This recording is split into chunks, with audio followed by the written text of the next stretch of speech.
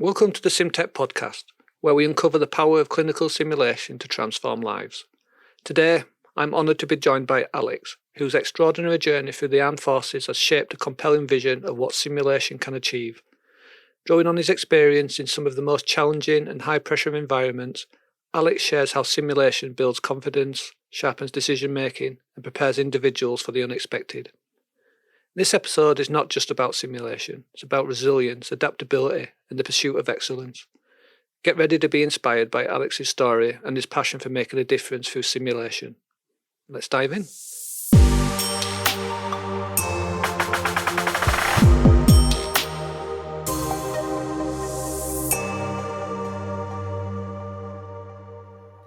Hello and welcome to another episode on the SimTech podcast. Today we're going to be looking into the community, getting to know its members. And today I have Alex with me. Hello, Alex. Hi, Craig. How are you? Yeah, I'm good. You have a nice Christmas, nice New Year? Yeah, fabulous. Just not long enough, was it? That's the problem. No, well, that's it. It soon comes round. How's the weather where you are? Cold and wet. Thankfully, No we snow? haven't had as much snow. We had a little bit. It stayed for about 2 hours and then it rained. So Yeah, we're in our post-snow slump now. So all the snow's kind of gone, but it's all frozen solid. So it's kind of that icy snow stuff on your car. not good for driving. Where are you at, Alex? Where in England? So I live in Ascot in Berkshire, but I work in Southeast London at King's College Hospital, Denmark Hill, and we have a second site down at the Prue. What are you doing down there? So my role is the Associate Director of Nursing for Resuscitation, Simulation and the Armed Forces. So I wear 3 hats, all of which obviously take a lot of work to move forward. But simulation's been a passion of mine for some time now. My background is I'm a nurse by trade, and I've been qualified since '98 and worked generally vascular surgery and some theatres and bits and pieces. But when I returned from operations, I changed to being a resuscitation officer, and obviously worked with a lot of mannequins at that point. And then the forerunner to HEE pushed a lot of money into the simulation space around about 2008, 2009. And where, certainly in the region I was in, which was Thames Valley, where hospitals had already invested in simulation equipment, they got investment from a simulation fellows point of view. They were funded where hospitals hadn't got any equipment, they were funded for equipment. So we were one of the hospitals got funded for equipment. And what was interesting is they didn't know where it was going to sit. Everybody looked around themselves and said, where does this sit? You know, what department should have this? Should it be A&E? Should it be theatres? And of course, no one department fitted the repertoire. So they went, resuscitation, use mannequins. Clearly it sits there. So that's how I ended up with it being in resus. Yeah, from what I see, they use resuscians sometimes. Indeed.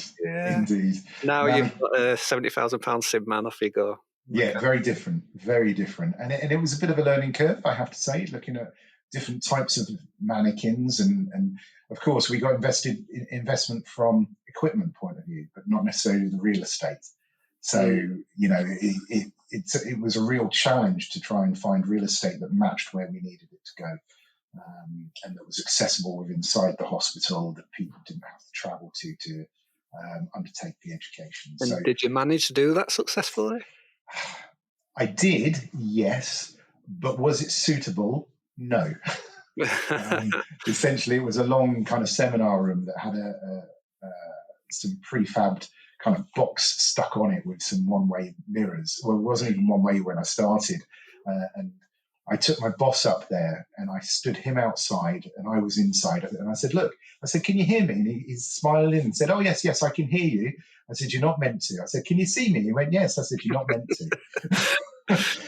And so the ceiling was then put onto it. And then we had the one-way kind of see-through film put on the window. So it was very much a learning curve and trying to get your managers and your leaders to understand the complexities of what needed to be in place was a challenge, especially when you're getting funding from outside of the trust, and anything extra would have to be found from inside the trust, if that makes sense.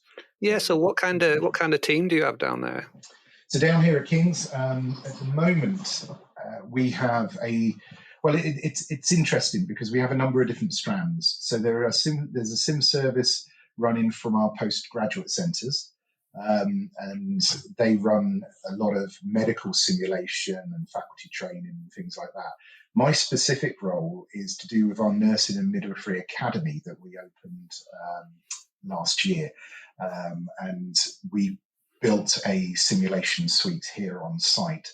Now, we are not based on the clinical site as such. We're about 5 minutes down the road.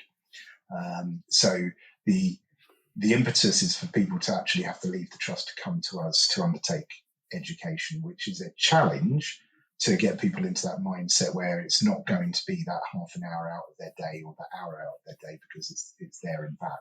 So it has to be quite dedicated, planned sessions.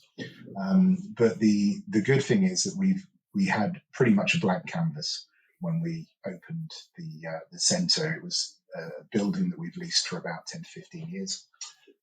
And it was literally me sitting down with the architects and saying, this is what I want. How do we fit it into this space?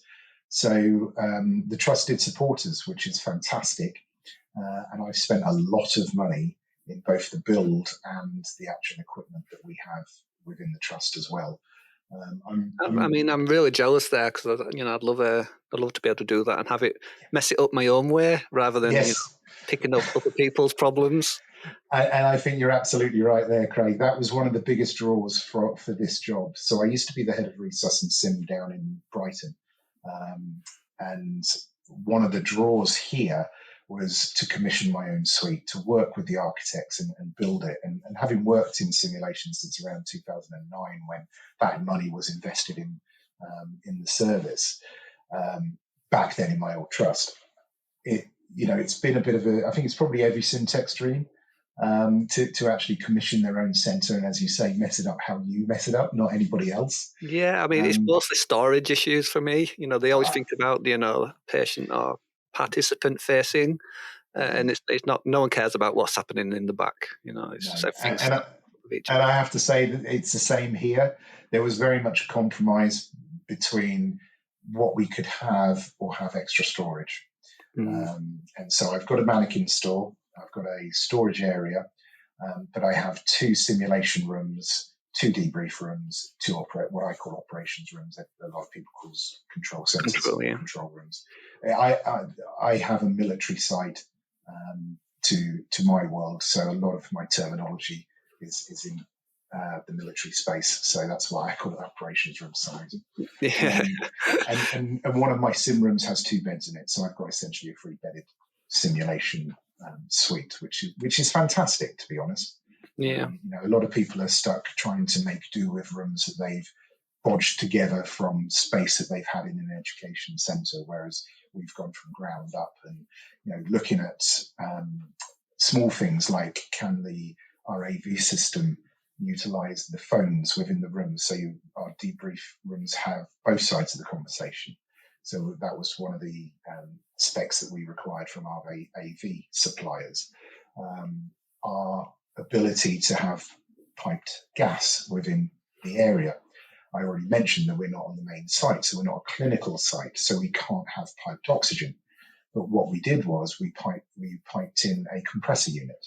So I have 3 oxygen ports and medical air ports that run compressed air, enough to run resuscitators and ventilators for when we do our critical care training. So again, speccing it from the outset, we were able to put this into the architecture. And I'm really proud of what we've done. There are some things, don't get me wrong, there are things still that we could do differently, and indeed, we still need to do. So in my 2-bedded room, as an example, I need a curtain rail. But because the ceiling of the actual building is really quite high, we've got a dropped ceiling in. It's really hard to get a curtain rail put into a dropped ceiling and have long enough poles to secure it. Does that kind of make sense? So small things like that can impact how we move forward in our training. I'm still working on that. And It's really interesting to hear you pick up things that might seem like really minor issues on the grand scheme of things, but it's really important for immersion in it is to have all these things in place. without a doubt. I mean, who wouldn't have a curtain rail? Yeah, I mean, like you say, you could probably get things that I've got behind me here, little movable curtains, but it's not real life, is it? It's not the same. And then you're talking about your EPR systems. So we're off the main site, so we do have the IT infrastructure, but having electronic patient record systems is a challenge. And we went live with a system called Epic. Was it last year or the year, probably the back end of the year before? And I always wonder why people don't scope a playground for simulated activities within these larger built programs like Epic, as an example. And it's always we're having to kind of catch up because there's always an element of a training space built in, but not necessarily a training space that allows us to get in and offer patients how we need them to react or indeed play out from the scenarios that we've built. So GSTT, Guys and St. Tommy's, have the same EPR system as us. So we're working at a high level at the moment to see how we can actually get training to offer patients within the Epic system to develop our own patients within a simulated environment. The so what's of that is that there are challenges around timings. So, for example, when we go into a simulation, we start at, let's say, 2 o'clock. Our timing starts at 0 rather than being 2 o'clock.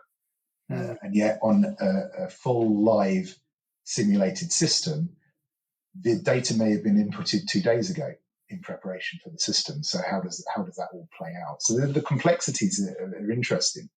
And of course, there is the likes of SimEPR. If Paul Wilder ever listens to this from Frimley. Yeah, I had Paul and Aaron on here doing a SimEPR podcast. So yeah, we're like you say, we've been through our own journey using EPR. We first tried to use EPR, but their training domain. Sure. But then Sim turned into this EPR show. Where actually it was 20 minutes EPR and 10 minutes on the patient. It was like it's come backwards. It has. And there are alternatives. So UCLH, University College London, down the road, their sim team have actually developed one in an Excel spreadsheet type. Yeah, we've done something very similar, created one. And they do allow other people to use it. So we've managed to build up a collaboration there. So we're looking at trialing that here in our centre. The challenge is we try and make it as immersive and as real as possible. And yet we were being pulled up on using paper because that's not what we do in real life. Yeah. However, I do on-call shifts, and I had an on-call recently where I was phoned by the site manager to say our EPR system's gone down. To break out the paper. And I'm like, well, that'll be interesting to see how people get used to paper again. Yeah, and maybe these are bad habits that we pick up because it's easier, isn't it, just using paper in sim? Well, it goes back, and you, when we were talking offline, you mentioned about VR and stuff like that. And I am of the mindset is that just because we can doesn't mean to say we should. And I think there is a huge over-reliance on technology. And the internet, we rely on these being robust systems, whereas actually they're not. Look at the smart motorways. I think, there was a report last year where a smart motorway went down for 8 hours. Now that meant in that 8 hours, none of the technology would work. So you could be sat on the side of the road in lane 1 and these cars literally, almost hitting you. But there's an over-reliance on technology, and people, the telephone companies want to take away the normal telephones. What about those people that have the buzzers around the neck? If their internet goes down, they'll have no contact through to the emergency services. And I worked and collaborated on a paper recently about the use of VR in basic life support training, so from a resuscitation point of view. And we had to go to Essex and work with a design company and wear those mocap suits, those motion capture suits. Oh, yeah. You can see me on video. the listeners won't be able to, thankfully, but it's not a pleasant picture seeing me in a mocap suit. I would talk to full lycra with little electrode kind of things on you. Yes, the little white balls. Yeah. Pointed all over you. And then, I'm thinking a little bit like Smeagol, kind of. I see him exactly around, yeah. But Smeagol was probably a thin bloke. I'm a big bloke, so it's just not a pleasant sight. But essentially, you had the VR handsets in your hand, and you had to control things. You came across a casualty, and you were having to do chest compressions with these handsets in your hands against nothing, just in the air. And of course, the center of gravity of somebody doing that, where you've got no haptics, was a challenge. And we released that paper recently in the BMJ Innovations. But it brought me back to the mindset of just because you can doesn't mean to say you should. There has to be an element of the haptic feedback, at least, when you're doing this kind of activities. And I suppose there's more VR and XR equipment coming out where you don't need handsets and that can be controlled by the movement of your hand. And perhaps that in the future, that will be something that comes into play. But at the moment, we're not there yet. So, it brings us back to what we have to do from a practicality point of view. And that's switch back to what you're physically seeing and what you're physically doing. It feels almost like it might benefit from more of an augmented reality side where you're using a little bit of VR, you can see things, but you're still having the physical action and feeling the compressions on maybe a bit. Maybe you can see inside the mannequin and see how close to the heart you are getting and those kind of things. Yeah, and there's a lot of technology out there for that now. For example, am I allowed to talk about companies? Yeah, of course you can. Yeah, okay. So GoMard, I've got a fleet of GoMard mannequins here, and GoMard do a lot of in the augmented reality space now as well as robotics. So their Victoria mannequin, their obstetric mannequin, you have a headset and you can go into the mannequin, you can control some of the birthing stuff through the augmented elements. MedVision, I think, do a task trainer where you're able to see inside the body and things like that as well. And so they're starting to really come on board with that kind of technology. Of course, with the increase in technology goes the increase in things going wrong. Yeah, and I've seen all these looking inside and seeing where the baby's sitting. I mean, how do you find that the real world application for this technology is? I mean, it's good on a demo and to sell things, but how do you apply it to a class full of 15, 20 people, make it run well and efficient and make it look slick without all the, internet connections, user error, and all these other things? And you've hit the nail on the head there. Just because you can doesn't mean to say you should. And with the likes of XR being used highly, they're all gizmos and gadgets, and that can go wrong. And when it goes wrong in education, it impacts the learners. And that's why I like to take it all the way back to basics and keep it simple. There's a reason people don't necessarily utilize video-assisted feedback or video-assisted debriefing as much as they should, is because they're not familiar with the systems enough to be able to draw back on the bookmarks that they perhaps have or haven't put in. And so they end up messing around with the video feed and the debriefing, taking away from what actual learning they should be doing. I blame it. I call it the curse of high fidelity. Everyone thinks that simulation has to have all these, tech and simulators and videos and microphones and all this because it's high fidelity. Where actually, you can get good responses from low fidelity, but people mix it, don't they? So my question to you though on that, Craig, is what is high fidelity? Yeah, and there's a Pandora's box. It's exactly that. And people think actually, you need a sim man for it to be high fidelity. Where actually you can have high fidelity with a Russell with a blanket kind of pulled over the top. Without a shadow of a doubt. Without a shadow of a doubt, I think high fidelity is a term coined by mannequin companies to sell their kit. Yeah. And it's something that's kind of hit people's synapses to say, well, that sounds fun and it sounds high technology. Whereas actually, for me, and it sounds like yourself, high fidelity is all about the immersion. Exactly. Does the participant actually believe what they're doing is real or has an impact on real life? Yeah. And I've run some what I would call really good high fidelity stuff with an £800 cataract eyeball head in the day theatres, the eye theatres in Sussex, in their theatres with their staff using their equipment, their trays, their microscopes. I had an AV system set up.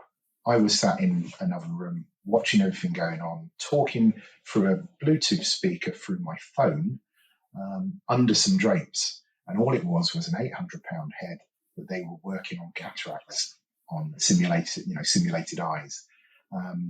And that was probably the most highest fidelity stuff that we could do, but it was a very simple, very cheap piece of kit. And that's what makes the difference. We were in the right place, doing the right job. How do you think the military does high fidelity simulation? Because throughout my tenure, I never saw a sim man throughout all of my training career. So it's interesting because I do a lot of the military sim as well, and they've come on board recently over the past couple of years with faculty courses as well to ensure that the faculty delivering the simulation are trained appropriately. So you said you were a CMT, so you're REMC. Did you never go through York at all with the? So I went through, and it wasn't really until I went through to like AMSTC until I saw maybe did they still have the ambulance there? Yep. Yeah, it wasn't really there until I kind of encountered people watching on cameras and using these kind of environments. And I didn't really get to see it at the time because, lo and behold, they had no one that could work. They couldn't have anyone who works the cameras because, they've been posted or something similar like that. Well, I think, and for the listeners, AMSTC is the Army Medical Services Training Centre in York, by the way. It's in Stretsall.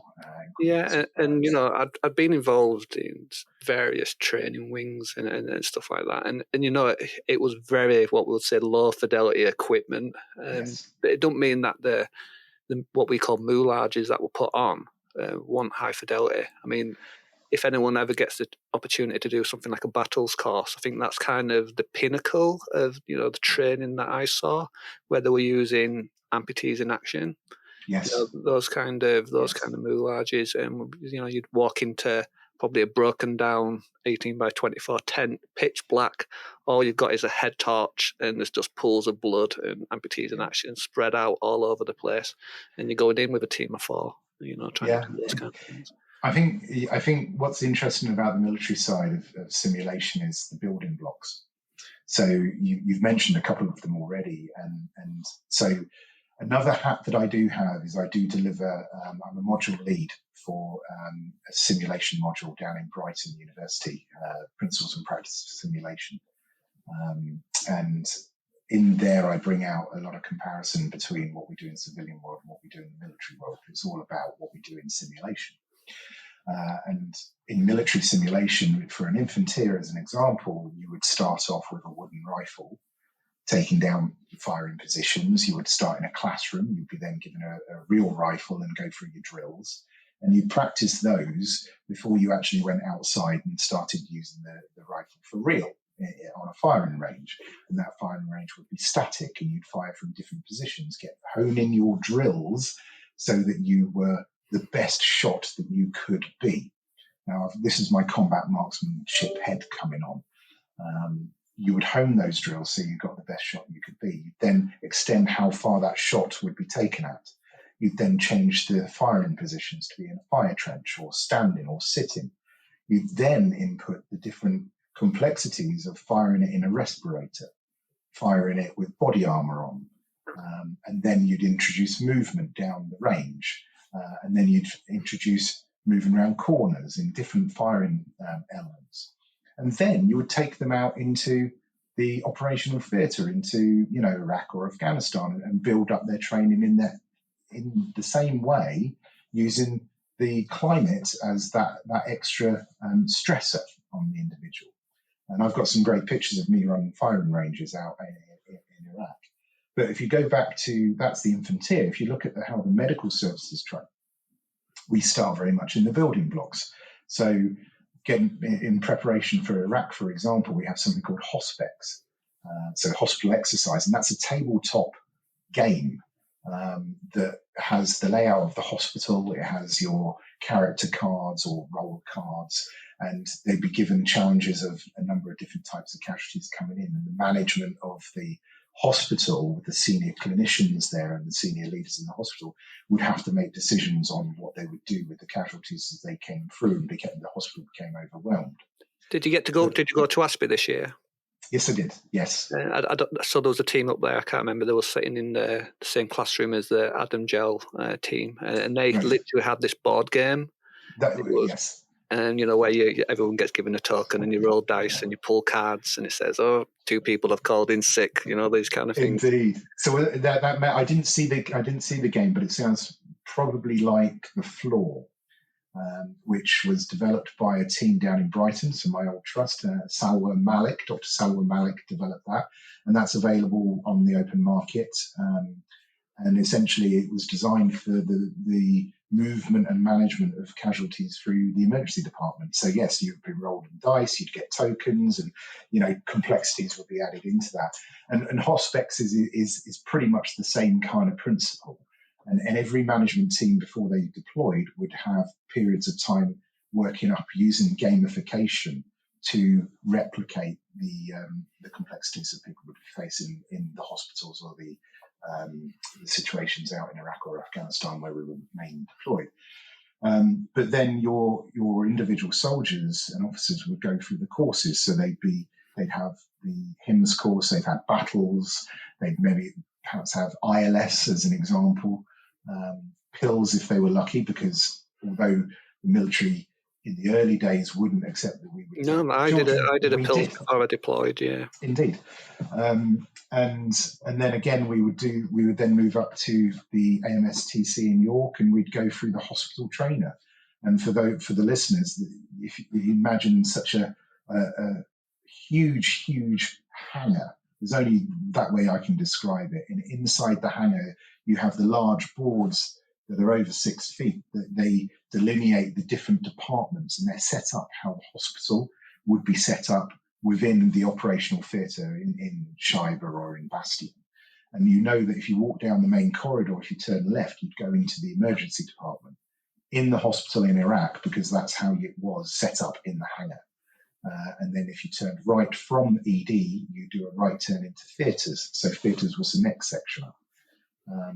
And you would then do probably a 3 or 4 day exercise, 24-hour exercises, 24/7, working days and night shifts and lates in this hospital trainer with multiple casualties coming through. Some would be moulage, some would be real people. Some would be real people with moulage. Some will be paper casualties coming in. Some will be casualties coming in, then turn into paper casualties so they can go back through the system and be moulaged up differently. Some will be mannequins coming in. You'd have the MERT team coming in, the medical emergency response team coming in and handing over. And part of the presentations I deliver in university is a military presentation, and I've got pictures of the simulated space and then pictures of the real space, and there is very little difference, to be honest, very little difference at all. And it's that immersion within that simulation that makes the difference, so that that you're walking down the corridor in Iraq, you turn left, you're in ED. The next one's up is theatres, the next one's biochem, the next one's the wards, and so on and so forth. And it's not a scary thing, because you're used to it already before you even hit that space. Yeah, I mean, there's a massive convenience factor that you don't have to put up a hospital every time you want to use it. I mean, yeah, there is that too. Yeah, I'm not a big fan of tentage, I have to say. No, I've got to say that I don't miss the clanking of metal poles, definitely. Yeah. But no, it is wonderful. But the military do have some sim men. The last time I was up in MSTC in York, they had 10 sim men up in the hangar. None of them worked, sadly. And I even tried, with my many years of being able to get under the bonnet and start to move things around to get them to work. I couldn't get any of them to work at all. One of the things that the military are very good at doing is breaking things. Yeah, I can imagine they get moved around quite a lot, and they probably have been taken care of very well. Yeah, and it's the old adage, right? I mean, in hospital we're very careful with stuff, and we move our mannequins around as if they're real patients, and we wouldn't necessarily throw patients in the back of a helicopter and get them onto a stretcher and move them from one place to another. But in reality, in real life, we would be dragging our soldiers into safety to then treat them, to then throw them onto a stretcher and get them in the back of the Chinook or on the back of a wagon. And So mannequins are technically, treated they the are same. treating them as if they would treat a real Yeah, patient. Is that what you're saying? for the most part. But the companies don't get that they haven't built the robust mannequins to do that for the most part.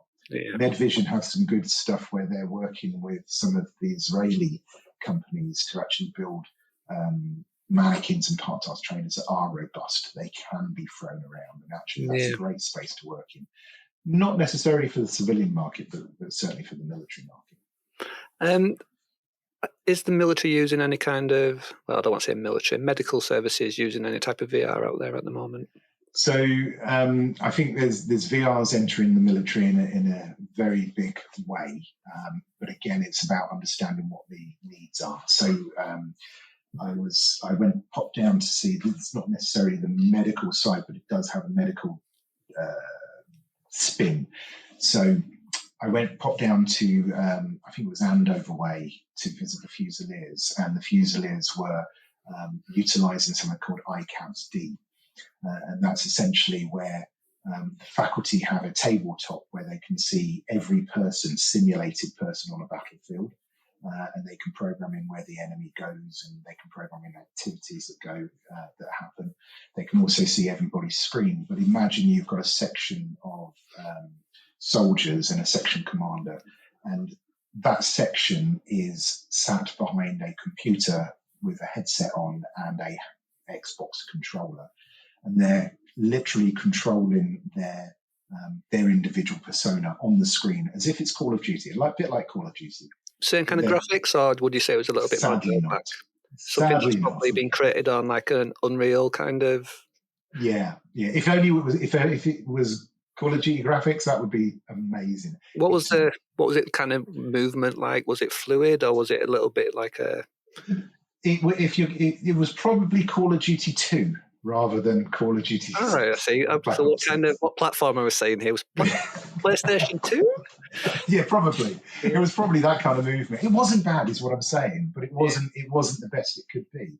But what it did bring to the fray, and I will get to the medical part in a second, because the feedback from the faculty was very much, these are young 18 and 19-year-old lads and lasses who have never talked on a radio net before, have never spoken about or called in fire missions before, who have never taken part in a lot of that section training, and essentially the commander could give orders to the section, and they could carry out those orders within their virtual world in front of them on the screen using the Xbox controller, talking to each other on the radio net as if they would do in an operational theatre.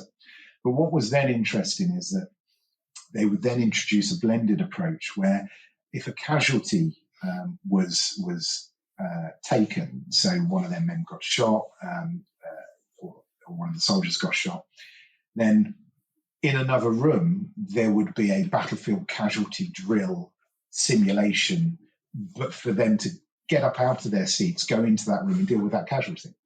Equally, if one of their vehicles came under attack, the roller blind door would go up, and outside would be a vehicle that required a change of tire or vehicle recce mech to come in and fix it. So there was an element of blended approach that actually had an impact in real life. So it wasn't just about utilizing the computer game as a bit of a learning tool, but actually that blended approach allowed them to carry out drills as well, which was the vital component. And the specific unit that I visited were planned to get the new Boxster vehicle that was overrunning from a delivery point of view, but they were using the new Boxster vehicle within the computer-generated world. So they were already starting to get used to how it worked and the controls, where the controls were, what it was like to look out of the windows of the Boxster, because it was developed with the company.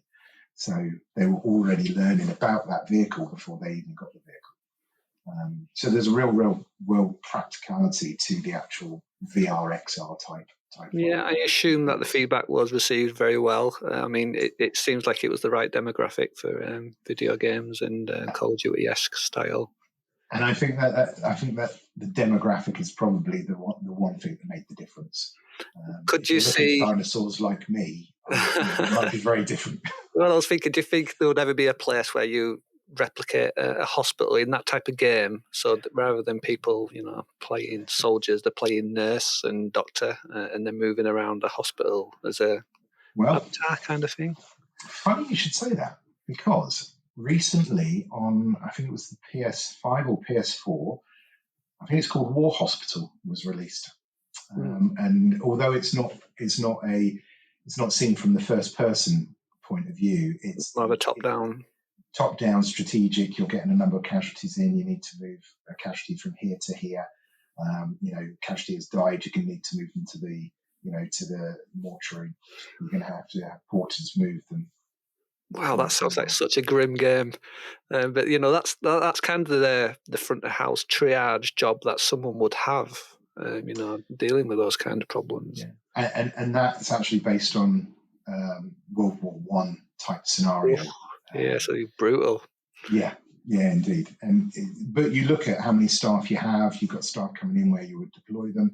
Even looks at pharmacy as well, from what you need from a theatre's point of view. So there are some games out there like that do. Whether that has real world application or not, I think it probably helps a little bit, but not necessarily something to replace what we already have. It just shows you where the world's going, though, doesn't it? It's all going down a technical route. But without a doubt. Sometimes we get lost in the tech, don't we? And sometimes it's just simple, just to keep it basic, and And I think you're right, Craig. The part and parcel of what we need, I believe, our SimTechs to do is to be very, very technical minded, but also quite mechanical minded as well. And I don't know any SimTech that doesn't love getting under the bonnet of a mannequin and start taking things apart and seeing how it works. And I think that's quite an important thing when we're looking at who we employ. Whenever I've looked in my various roles where I've employed SimTechs as an example, I've tried to remove the requirement for them to be healthcare trained. So you're touching on a nerve. People will be twitching here because it's always one of the big questions: is do they need to have? Well, I'm maybe blessed because I do have a medical background, but yes. I feel like I'm a rare breed. But actually, most people just think that I just need my tech to be a technical background, and they'll probably learn some of the medical jargon and jargon that comes through with it. Yes, and there are courses that people can do to learn the jargon. So one of my old SimTechs, she came from a non-healthcare background at all, but she had unique qualities that absolutely fitted and dovetailed into simulation. She loved live action role playing. I did a lot of that. So, playing casualties and playing patients was brilliant from a standardized patient point of view. She had, I think it was a degree or a master's in theatrics, and her moulage was amazing. Being able to do moulage was fabulous. So she brought all of these skills in, but was not healthcare trained. So she did a course in terminology, medical terminology, that really helped. And obviously, that had a wonderful way of her being able to get into the right space for a SimTech. And what I think is important for us as leads in SimTech services is when we're teaching our faculty, we need to make sure that they understand that the person sat next to them running the rigs for us may not necessarily be at the same educational healthcare level that they are. And so actually that closed loop feedback communication is critical about what they actually want to happen with the kit to what actually does get put onto the kit. Does that make sense? Yeah, absolutely. I mean, I think all people will have strong points and weaker areas, won't they? For instance, audio has always been a nightmare for me. I've never had to deal with microphones and all these wires and dials and gain, but through experience, I'm now learning of doing podcasts or microphones Yeah, and gain, and you learn it, don't you? But of course you've you do. got to have the basics to get up to speed. Yeah. And And I think that's where our community is amazing, and yeah, we're quite a small but growing community. And I think one of the questions that I've read here is, have you got any advice? And my advice to anybody who wants to start in the syntech world is collaborate, really, and because the community out there is open, the community out there is welcoming. yeah, We've got a number of different forums. We've got the WhatsApp group. I'm not sure if you know about the WhatsApp group that Chris Gay has. I think there's nearly 400 people in that. Now we have the Simulation Technician Network on Facebook. I'm one of the moderators with some of my old colleagues, and we have over 7,000 people globally on that, which is significant. And people want to help, people want to collaborate, and I think we should as well. That's the other thing I would say, is that if I'm going to collaborate with you, I kind of would like that reciprocated back yeah. as There's a well. lot of silo working, and I know there's a lot of techs out there. They won't. Well, they won't be able to listen to this because it won't reach them. They won't be on the WhatsApp group. They won't get to go to conferences and meet people. Yeah, And they're struggling because it was only up the road. They've got a new tech in.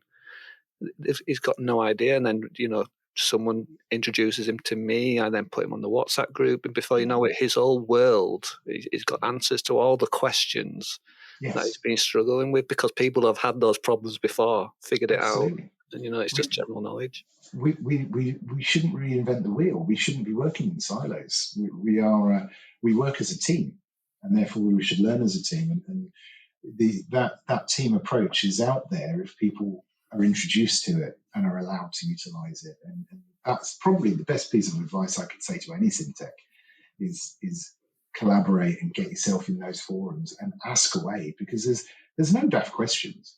And a question that you're thinking of will have been asked before. So ask away, because there'll be experience there as to how it's worked, and there'll be different experience to how it's worked in different simulation suites and different situations. And We it's do in situ simulation with yeah, mobile cameras. you're exactly right, and that's kind of one of the goals of this podcast is to answer people's questions. For instance, if they want to, know about a supplier, so I've started inviting suppliers down. So I've got Martin from Liddell coming on tomorrow. I've had limbs and things on. So eventually they're going to come on and we're going to talk about all the products. So because Good. one of the weaknesses of the WhatsApp group that you mentioned is how can we answer people's audio questions in a WhatsApp? I can only Yeah. imagine how difficult it is trying to figure that stuff out. So And of hopefully, course, you then get everybody's WhatsApp then dings every time somebody yeah. answers. I think that's really easy to forget, isn't it? Is that there's 400 people listening to you talk about your own problem here. Yeah. Sometimes it's really easy to forget that. All right, But Alex. that's why I like reaching out to people like yourselves. I mean, you're from County Durham and Darlington. I think I mentioned in my Yeah. email. My mother lives in Darlington, so next time I come up, I'm going to come and see you guys. I'd love to Yeah, absolutely. spend some time and have a brew with you and chew the fat a little bit. Yeah, exactly. And like you say, we're also really guilty of not networking in our own area. We've got like 4 or 5 large sim centres just in the northeast, and we don't get together Sure. enough. We don't collaborate. But I'm hoping, just to pull them in. I know I've got Chris here this afternoon actually doing a podcast, so we'll be able to talk Okay. to him. And hopefully, another goal is that introducing the community, getting to know you. But I live next to him. I've never met him before. And, there we go. It's just down the But road. that's the thing. You don't know what you don't know, and you don't know who you don't know, right? And as far as I'm concerned, if I've got stuff that people would find useful, then I'm more than happy to share. You can find me on nhs.net. I don't know whether you put people's details on. Like I say, I think we're coming up to closing thoughts anyway now, Alex. So if you want to tell everyone how to contact you, that's perfectly fine. Yeah, absolutely. So my email is alex.saunders@nhs.net. So my name with a dot in between. The website for my service, which I've got quite a big simulation section on there from our equipment portfolio through to a 360 walkthrough of our sim center is www.kings-academy.org. But if people want to know more about what we do, or indeed what I do, or indeed would like some help with anything, and it's not, I may not necessarily know, but might be able to point them in somebody's direction. Feel free to reach out, because if I've got it, you can have it. I'm not precious about anything that I have. It's shared, and I actually wrote into my old policy that if you ran a simulation scenario using any of our equipment, we would share that simulation scenario, because it's only we shouldn't be reinventing wheels. We should be working together to do it. And there's a lot more people collaborating, which is fab. Yeah, networking's been really powerful for the last few years for me, and people love to share, don't they? Yeah, quite, and that's amazing, because there's so many great ideas and so many fabulous people. I mean, I learn every time I meet somebody like yourself. I learn something new, and I took a visit down to Dan Blood. Have you met Dan yet? He's been on the podcast. He's done his interview already. He loves a bit of publicity. He certainly does, and Dan is amazing. But I popped down to his centre in the University of Surrey, and I took a load of pictures that actually I was able to bring back here to King's and say to the architects, this is what I mean when I mean I want it movable. This is what I mean when I'm talking about a compressor. This is what it actually does. So I was able to give them real world examples, because Dan allowed me to come and visit. And I was able to learn a lot from Dan. And I did say to them, this is the kind of storage space and racking I'd like for my mannequins. Oh, racking, that's a good one, isn't it? Yeah, that sadly didn't translate as much as I would have liked it to. But, no, I mean, what would be great is having like the gold standard sim center, what's perfectly designed, and then we could just take pictures of it and go, build me this. I mean, maybe AI could do that. Maybe to create me a perfect sim center with storage. And of course, there you talk about AI, right? So AI is starting to develop more scenarios that can be quite useful. We had a lot of ASPE. Yeah, we had a guy from Australia on the other day doing a podcast, and he's literally created this program that you can talk to, and it'll be your patient. You can literally converse with it and talk to it, and it's brilliant. Don't know where we're going to be in 10 years, but we're going to have these mannequins that are walking around talking to us. Moving and talking. GOMAR's HAL 5301, I think it is. Is that the new one with the robotics? Yeah. So that's got AI built in. And I actually visited GOMAR out in Miami, not last year, the year before. I did one of their tech courses out there. Oh, that sounds like a hard work. Oh, it was a hardship. It was dreadful. Yeah. It was a really great opportunity, to be honest. And they run them relatively regularly.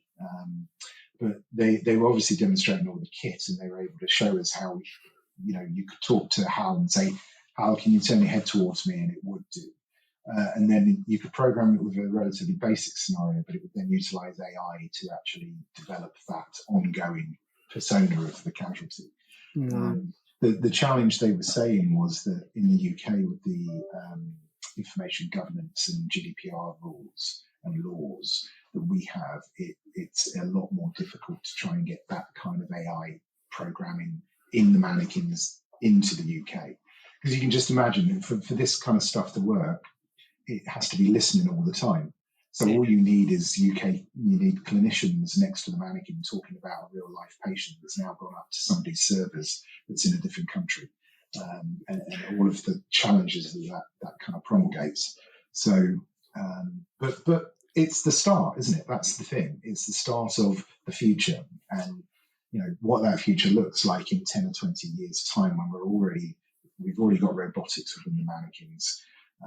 We've already got the life cast skins and the echo skins with lay-ons, etc. Yeah. If you pull that together.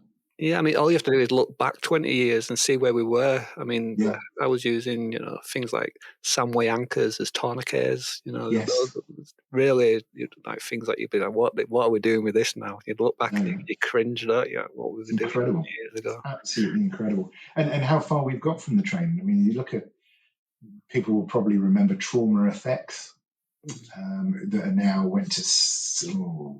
they went from another one to Prometheus, I think they are now.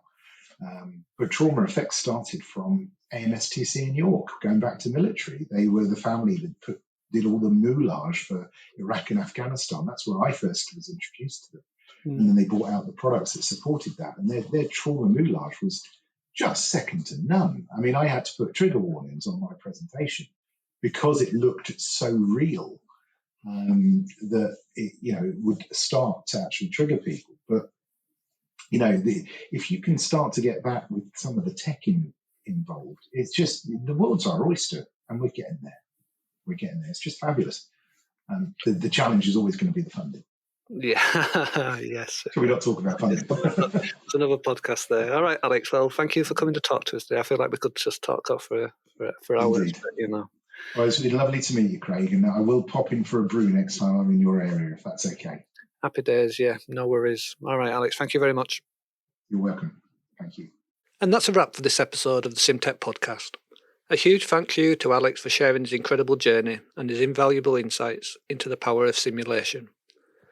Alex's story reminds us whether in the armed forces, healthcare, or any other high-pressured field, simulation is more than just a tool.